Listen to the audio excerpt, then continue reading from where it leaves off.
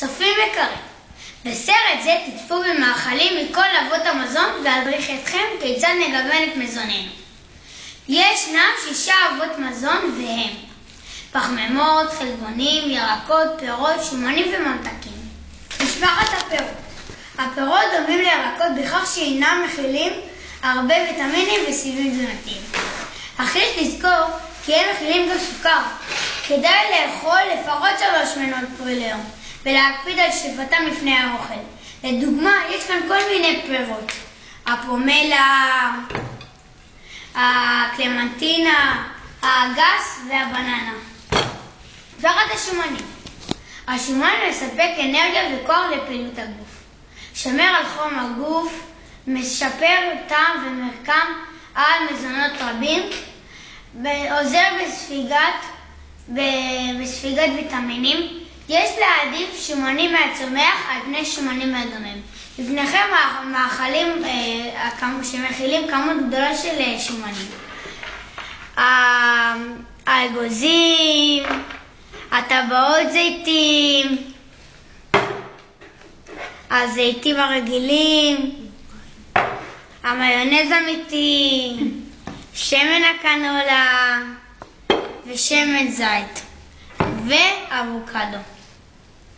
משפחת הדגנים. יש לה עוד שם, משפחת הפחמימות. משפחה זו מספקת אנרגיה וכוח לגוף לצורך גדילתו ותפקודו. הדגנים מהווים מקור לויטמינים, מינרלים וסיבים תזונתיים.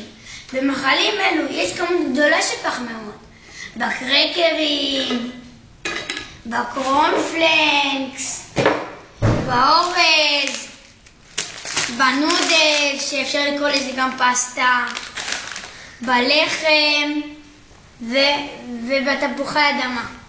משפחת החלבונים. החלבונים הינם חומר הבניין העיקרי של הגוף. חשיבותם בתהליכי הגדילה, בניית שרירים, ציפורניים ושיער. הביטו במגע שלפניי. במאכלים אלו כמות גדולה של חלבונים: בביצים, בטונה, במעדן בדי, בקוטג', בחלב ובחומוס.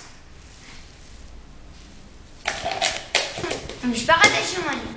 השומן מספק אנרגיה וכוח לפעילות הגוף, שומר על חום גבוה. השלכם על משחק מסלול תזונה בריאה, כי אפשר ללמוד תוך כדי משחק איך לאכול תזונה בריאה וללמוד עליהם. זה פירמידת המזון. פירמידת המזון מציגה את כל משפחות המזון.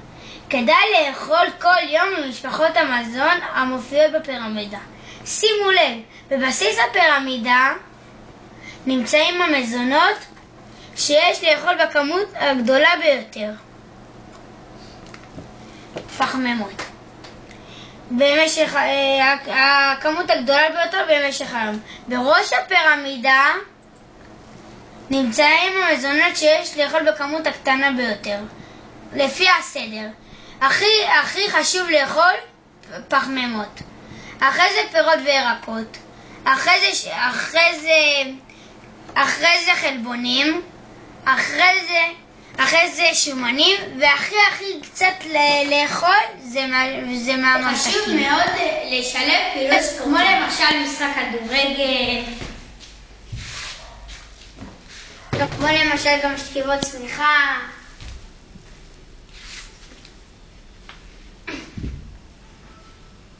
חשוב מאוד לעשות כפיפות בטן.